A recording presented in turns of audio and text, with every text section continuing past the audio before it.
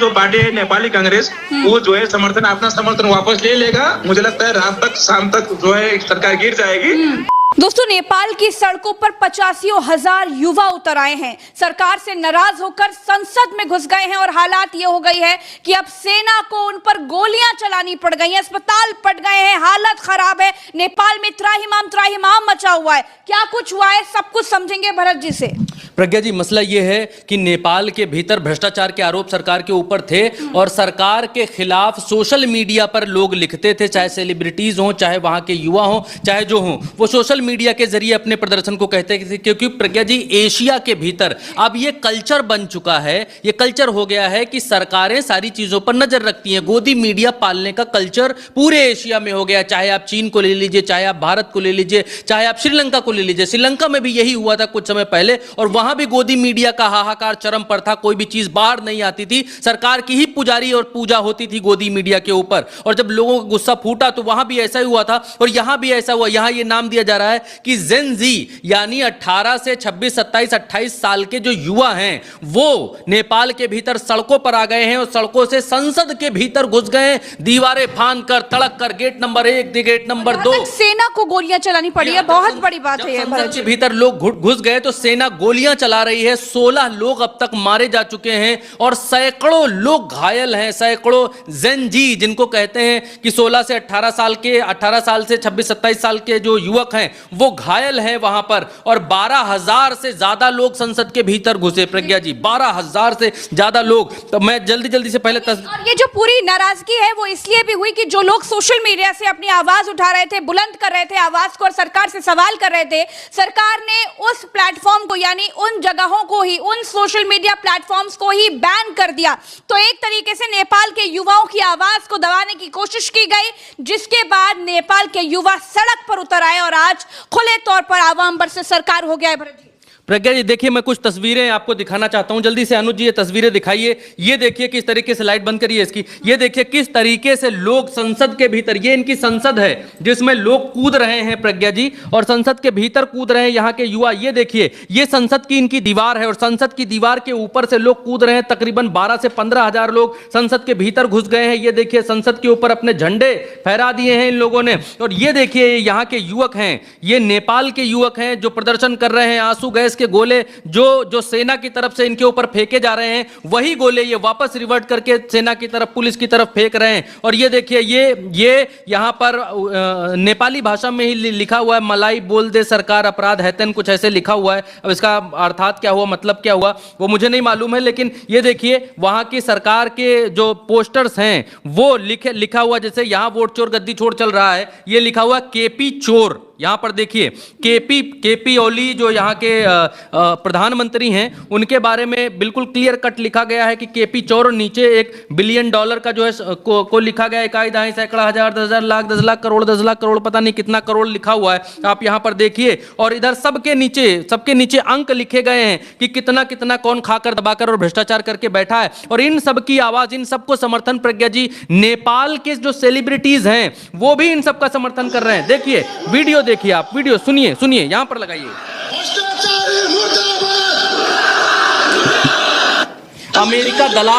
America के दलाल अपनी सरकार को, वहां के युवा, वहां के लोग अमेरिका के दलाल लिख रहे हैं और अमेरिका का दलाल लिखकर ये झांकी निकाल रहे हैं। सिर्फ यही एक तस्वीर नहीं है प्रज्ञा जी, और भी तस्वीरें हैं। जल्दी से मैं आपको दिखा देता हूं, क्योंकि ये भारत के बगल का एक देश है, भारत का पड़ोसी देश है। और जब पड़ोस में इस तरीके की चीज़ें होती हैं, जब इस तरीके की चीज़ें हो रही हैं, तो उसका असर कहीं ना कहीं पड़ता है पड़ोसी मुल्कों पर। और आप देखिए कितनी संख्या में युवक उतरे हुए हैं, कितनी संख्या में लोग सड़कों पर हैं, प्रदर्शन कर रहे हैं और संसद के भीतर घुस गए हैं। ये देखिए, ये है तस्वीर संसद के बाहर की तस्वीर है ये प्रज्ञा जी। और संसद के बाहर लोग कितना मोबिलाइज हुए हैं, कितने ज़्यादा लोग इधर से उधर जा रहे हैं और सरकार के खिलाफ प्रदर्शन कर रहे हैं। मैं वीडियो को थोड़ा और आगे जल्दी से बढ़ाऊंगा और आपको दिखलाना चाहूँगा।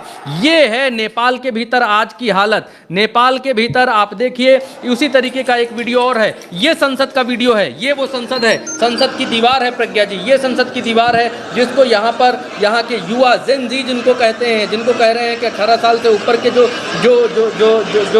बच्चे हैं या युवक हैं वो प्रदर्शन कर रहे हैं। ये देखिए एक के बाद एक तस्वीरें आपके सामने हैं और इन तस्वीरों में आप देखिए, ये देखिए नारेबाजी हो रही है। प्रज्ञा जी, संसद के बाहर का ये सारा मसला है और ये देखिए अस्पताल पटे हुए हैं। सेना ने जब गोली चलाई है, गोली चलाने के बाद ये अस्पताल की हालत है। अस्पताल की तस्वीरें इस तरीके से सामने निकल कर आई हैं प्रज्ञा जी। ये अस्पताल की तस्वीरें आपके सामने रहीं और अस्पताल के भीतरों भी अफरा तफरी मची हुई है। तो इस तरीके मैं फटाफट भरत जी बता देती हूँ कि आखिर कौन कौन सी ऐपों को बैन कर दिया गया है। वो तमाम सोशल मीडिया प्लेटफॉर्म्स है। 26 ऐप है प्रज्ञा जी, 26 सोशल मीडिया प्लेटफॉर्म है। मसला ये हुआ प्रज्ञा जी कि 3 सितंबर को ये सारे ऐप्स जो हैं वो बैन किए गए थे। 28 अगस्त को कहा गया था कि हम आपको 7 दिन दे रहे हैं, 7 दिन के भीतर आप नेपाल की सरकार में अपना रजिस्ट्रेशन करवा लीजिए। रजिस्ट्रेशन का मतलब यह है कि सोशल मीडिया पर जो भी चीजें लोग पोस्ट करेंगे, जाएंगे, लिखेंगे, वो सब सरकार की निगरानी में होंगे। सिर्फ ये नहीं है कि जहां का ऐप है, अमेरिका का है या कहीं का है, तो फिर वो लोग अभिव्यक्ति की आजादी कहकर इसको करें। और इनका ये कहना था, जैसे भारत में एक बार बिल लेकर आया गया था और जिसके बाद यहाँ के जो प्रसारण, जिसके बाद काफी ब्रॉडकास्टिंग की बात नहीं है प्रज्ञा जी, उससे पहले सूचना प्रसारण मंत्री भारत में हटाए भी गए थे। ट्विटर से बहुत इनकी जो है आपस में चल रही थी, कलह चल रही थी और उसके बाद सूचना प्रसारण मंत्री भारत में हटा दिए गए थे, आपको याद होगा। तो नेपाल में यह था कि इन्होंने कहा कि आप जो है 28 अगस्त को इन्होंने कहा कि आप 7 दिन के भीतर जो है यहाँ का रजिस्ट्रेशन करा लीजिए, हमारे यहाँ आप अपनी कंपनी को रजिस्टर कराइए और ताकि आप हमारी देखरेख में रह सकें। 7 दिन का वक्त बीत गया, 2 सितंबर की तारीख आई। 2 सितंबर को सरकार ने कहा कि अब बहुत हो गया, अब हम आपको यहां पर कर देंगे बैन, क्योंकि सरकार के खिलाफ और सरकार की चीजें युवक यहां बहुत लिख रहे थे और सरकार को जगाने के लिए, क्योंकि गोदी मीडिया कल्चर वहां भी भयंकर तरीके से है नेपाल के भीतर। तो जो सबसे बड़ा मुद्दा भरत जी है वो है भ्रष्टाचार का मुद्दा, जिसको लेकर के वहां के युवा लगातार आवाज उठा रहे थे। और वही तस्वीर हमने तमाम प्रोटेस्ट में जो लोग पोस्टर्स लिए हुए थे, जिस तरह की झांकियां निकाल रहे थे, हमने वही तस्वीर देखी कि सिर्फ और सिर्फ एक भ्रष्टाचार मुद्दा था, जिसकी वजह से जो नेपाल के लोग हैं वो अपनी ही सरकार, ओली सरकार का विरोध कर रहे थे। अब मैं फटाफट भरत जी बता देती हूँ कि आखिर वो कौन सी 26 ऐप्स हैं जो बैन कर दी गई हैं। और दोस्तों, जब मैं आपको इन ऐप्स के नाम बताऊंगी तो आप खुद ही समझ जाएंगे कि ये वही ऐप हैं जिनसे आप या फिर नेपाल के लोग अपनी आवाज बुलंद कर रहे थे और सरकार से सवाल कर रहे थे, जिसमें है YouTube, WhatsApp, X, LinkedIn, Snapchat, Reddit, Discord, Pinterest, Signal, Threads, WeChat, Quora, Tumblr, Clubhouse, Mastodon, Rumble, MeWe, VK, Line, IMO, Zalo, Soul, Hamro, Patro, ये तमाम ऐसी ऐप्स हैं जिनको बैन कर दिया गया है। और ये वो तमाम ऐप्स हैं जैसे कि कोरा जो है, जिसमें आप अपने सवाल पूछ सकते हो, जिसके जवाब आपको एआई के थ्रू मिलते हैं। यूट्यूब है जहां पर लोग सवाल उठाते होंगे, सरकार से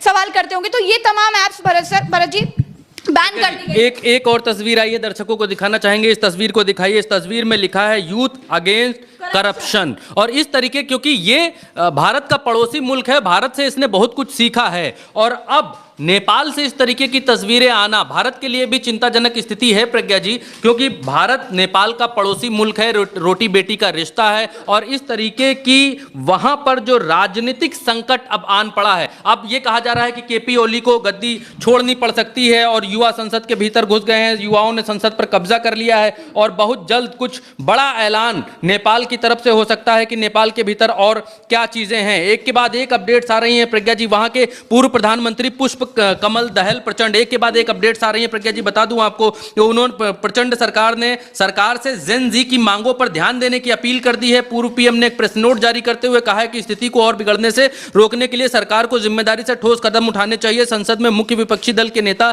प्रचंड ने पुलिस गोलीबारी में मारे गए युवाओं को श्रद्धांजलि दी है और एक मीटिंग बुला ली गई है प्रज्ञा जी, नेशनल सिक्योरिटी वाली मीटिंग बुला ली गई है कि राष्ट्र को खतरा है और प्रधानमंत्री कार्यालय में ये मीटिंग चल रही है अभी नेपाल के भीतर प्रज्ञा जी। और प्रदर्शनकारी क्या कह रहे हैं, उनका भी बयान है। प्रदर्शनकारी कह रहे हैं कि नेपाल सरकार पर दमन के आरोप लगाए हैं। कहा है प्रदर्शनकारी जो है वो कह रहे हैं शांतिपूर्ण हम लोग विरोध करना चाहते थे, लेकिन आगे बढ़ते देखकर पुलिस ने हम पर हमला कर रही थी और गोली चला रही थी। सत्ता में बैठे लोग अपनी ताकत हम पर थोप नहीं सकते हैं। भ्रष्टाचार विरोधी प्रदर्शन दबाए जा रहे हैं जो बोलने की आज़ादी और अभिव्यक्ति की आज़ादी के खिलाफ हैं। तो ये प्रदर्शन वहां पर और हिंसक रूप ले चुके हैं और प्रधानमंत्री आवास पर सुरक्षा परिषद की बैठक चल रही है। केपी शर्मा ओली उसमें मौजूद हैं और बैठक करके देख रहे हैं कि क्या अब हालात हैं, कैसे इनको काबू किया जाए, कैसे युवाओं को काबू किया जाए। क्या नेपाल के भीतर ये नौजवान शक्ति सरकार पलट देगी? सबकी नजरें नेपाल के ऊपर लगी हुई हैं कि क्या नेपाल के प्रधानमंत्री को नेपाल छोड़कर भागना पड़ जाएगा, क्या श्रीलंका वाले हालात हो जाएंगे, क्या बांग्लादेश वाले हालात हो जाएंगे, क्योंकि एक के बाद एक, क्या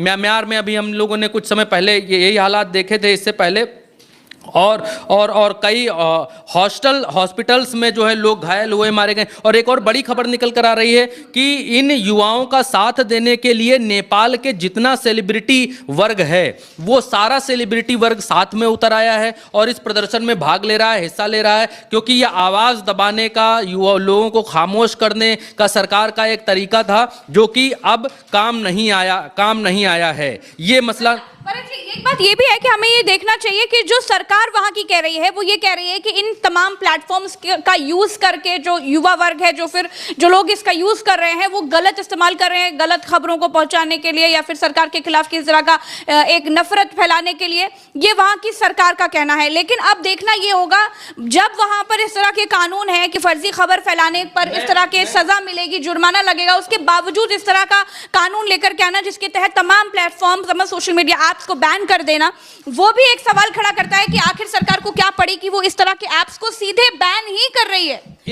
एक और खबर निकल कर आ रही है प्रज्ञा जी, वो ये है कि Facebook, Instagram, WhatsApp, YouTube, Twitter जो अब एक्स हो चुका है, रेडिट और लिंक्डइन जैसे प्लेटफॉर्म ने जो है वो पंजीकरण के लिए आवेदन नहीं किया था।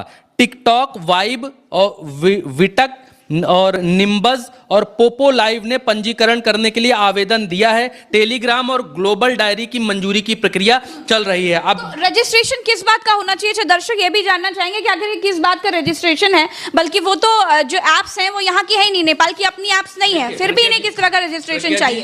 ये रजिस्ट्रेशन इस वजह से बोल रहे थे कि क्योंकि ये एप्स डायरेक्ट वहां से हैंडल नहीं होंगी जहां की इनके ओनर हैं, जहां से ये लोगों से हैंडल कर रहे हैं, वहां से डायरेक्ट ओन नहीं होंगी ये चीज। okay, नेपाल के किसी पत्रकार का फोन आ रहा है भरत जी, आप जल्दी से उठा लीजिए।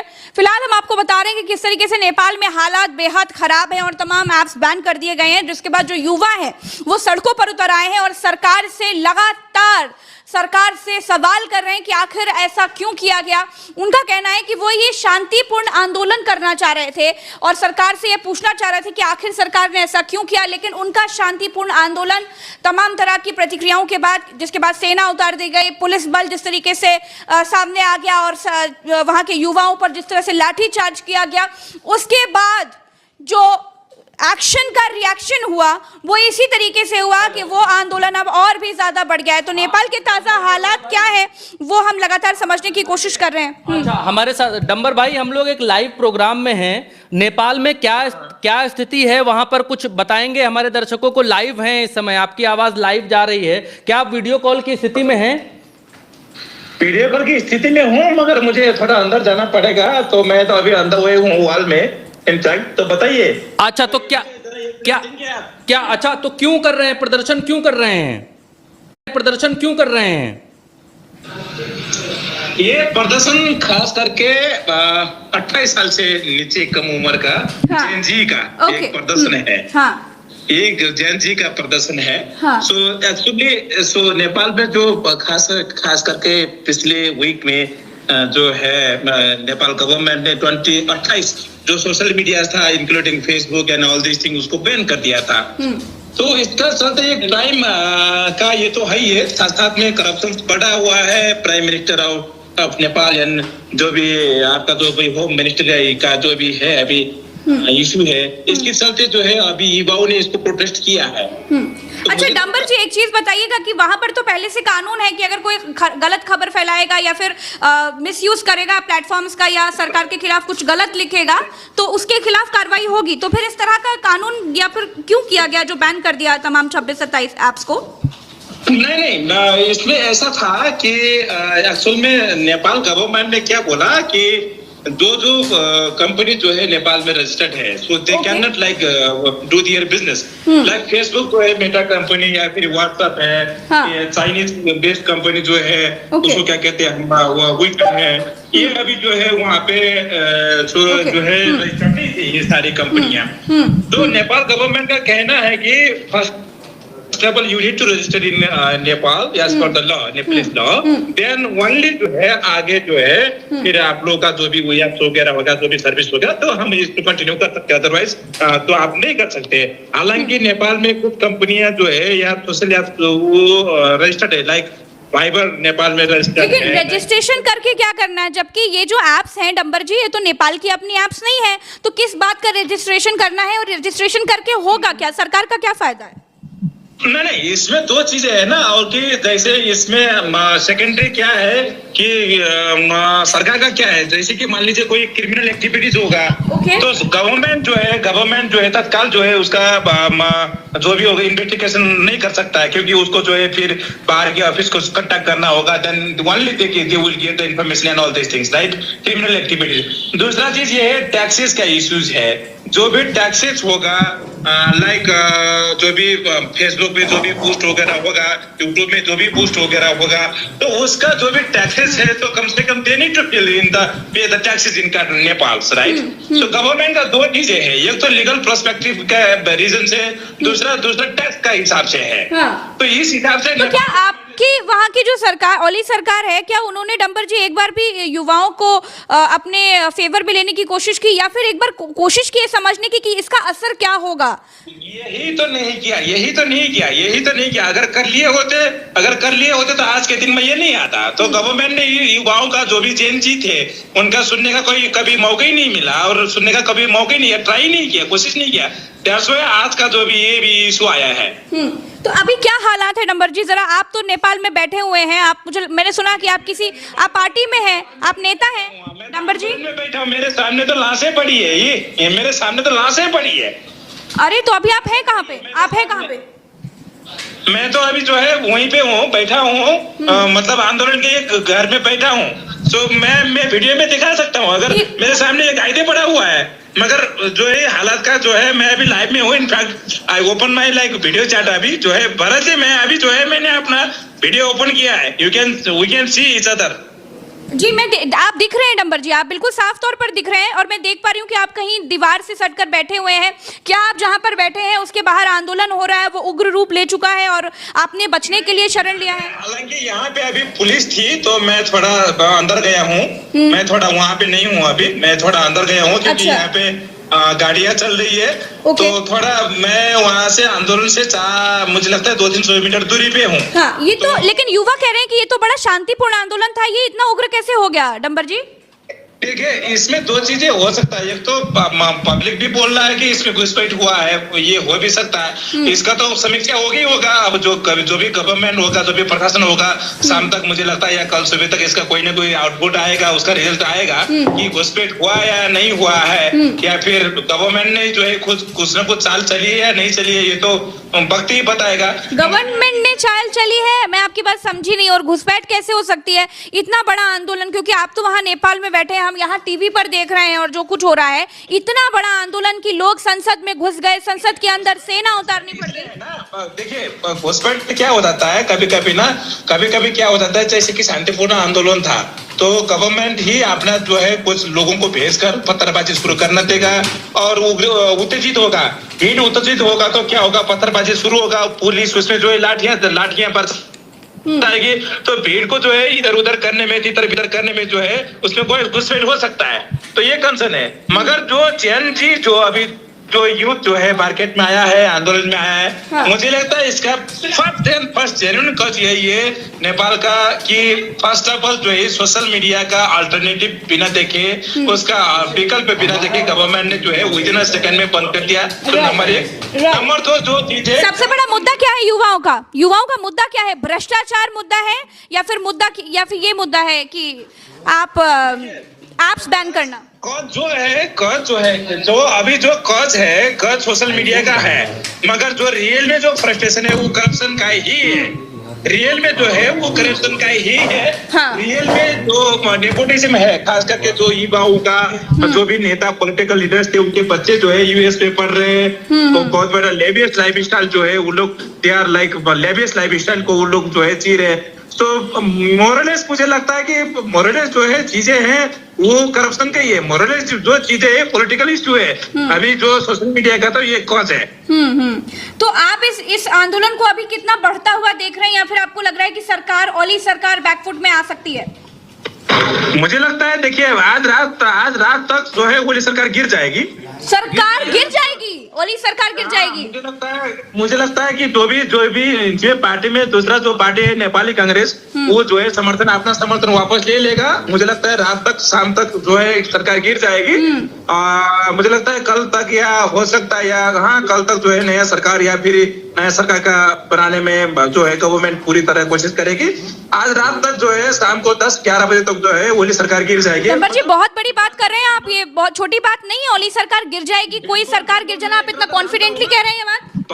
भारत जी को पता है, मैं भी हम लोग एक ही कॉलेज में थे। तो बिल्कुल, आपने पत्रकारिता की पढ़ाई करी है जी, मुझे पता है आपने पत्रकारिता की पढ़ाई करी है। अभी फिलहाल आप क्या कर रहे हैं, राजनीति कर रहे हैं या फिर पत्रकारिता कंटिन्यू रखनी है? नहीं, मेरा दोनों है। मेरा मीडिया भी है। मैं पॉलिटिकली उतना इन्वॉल्व नहीं हूँ। हाँ। मगर मैं आई एम श्योर कि मैं इतना, तो आज हमारे साथ आप एक पत्रकार के तौर पर जुड़े हुए हैं ना डंबर जी, ये बताएं कि नेता के तौर पर, पत्रकार के तौर पर जुड़े हैं ना? नहीं, मैं पत्रकार के तौर पर। बस बहुत कमाल की बात कर दी आपने। कभी अपने नेपाल में ऐसा कभी आंदोलन देखा जिसमें युवा इस तरीके से उतर करके सरकार के खिलाफ खड़े हो गए? मैंने देखा, मेरी लाइफ में देखा। मैंने 2019 नहीं, 2065-63 का आंदोलन कौन सा था? भाई देवे, 65-63 अगर अंग्रेजी में हम बोले तो कितने साल पहले? हाँ, तो 2065 बोले तो नियर बाय ये 5-6 का जो आंदोलन था, उसको तो मैंने अपने आंखों से देखा ही है। तो फिर ये वाला कितना अलग है ये बताइए? ये वाला उग्र ज्यादा है क्योंकि सरकार गिर जाएगी आपने कहा। तो उसका जो है राजशाही का अंत के लिए था। जो भी था वो राजशाही के अंत के लिए था। वो सारे पॉलिटिकल लीडर्स एक जगह में था। तो अभी जो है, अभी जो प्रोटेस्ट हो रहा है, ये है ऑल करप्शन के अगेंस्ट में है। तो जो भी पॉलिटिकली, जो भी अनस्टेबिलिटी है, जो भी करप्शन है, जो भी सिस्टम चल रहा है, उसके अगेंस्ट में जो है ये अभी चल रहा है। मुझे लगता है संसद को अभी खाली कराया गया है कि नहीं? अभी संसद में लोग हैं, घुसे हुए हैं? नहीं, संसद तो सुबह खाली करा लिया गया था। संसद सुबह खाली करा लिया गया था। मुझे लग रहा था कि संसद में आज जो है आग भी लगेगी, मगर हालांकि ऐसा नहीं हुआ। पुलिस वालों ने काफी जो है अपना दम रखा और पुलिस वालों ने काफी मशक्कत करने के बाद में संसद भवन को तो बचा लिया गया है। मगर मुझे लगता है अब थोड़ा रात को भी होने का लग रहा है, तो कुछ दिन में जो है समय माहौल थोड़ा कम होने जा रहा है। अच्छा डंबर जी, एक बात बताइएगा, ये तो 16, 17, 18 साल के सब युवा हैं जिनको जेन जी कहा जा रहा है, लेकिन मेरे लिए तो युवा है, चाहे वो किसी भी देश का हो, उसको कोई हम नाम ना दे तो बेहतर है। आप ये बताइए, आम लोग जो युवा इस प्रदर्शन में है, सरकार के खिलाफ खड़े हैं, आम लोग क्या उनके साथ खड़े हैं या फिर इसको किसी तरह का राजनीतिक आंदोलन मान लिया गया है? देखिए, यहाँ पे एक यूथ लीडर है जिनका नाम है काठमांडू मेट्रोपॉलिटन सिटी के जो है बालन जी। उन्होंने सुबह ही एक डिक्लेरेशन किया था, कल शाम को भी बोला था, जो भी प्रोटेस्ट हो रहा है ये जैन जी का प्रोटेस्ट है, ठीक है। इसका लीड जो है 28 साल से नीचे के यूथ ही करेगा। तो अभी जो है हम जैसे लोग हैं, फिर मेरे उम्र के लोग जो 30-35 40 50 के लोग हैं, वो अभी प्रोटेस्ट में हिस्सा नहीं है। किसके साथ है? लेकिन वैचारिक तौर पर किसके साथ? मगर क्या है, अभी कम से कम मुझे लगता है 22 लोगों की मौत हो गई है। जी 22 लोगों की मौत हो गई है। अब मुझे लगता है डंबर जी, भारत में यहाँ मीडिया पर चल रहा है कि अब तक 16 लोगों की मौत हो चुकी है। नहीं, अभी तो देखिए, मौत तो जो है वो 30 से ज्यादा क्रॉस हो गया है, मगर अभी गवर्नमेंट ने इसलिए पुष्टि नहीं किया है कि अभी शाम तक जैसे होगा तो पब्लिक को पता चलेगा। अगर अभी बोल देगा कि लोग 30 से ज्यादा मौतें हो गई तो फिर लोग और भी लोग सड़क में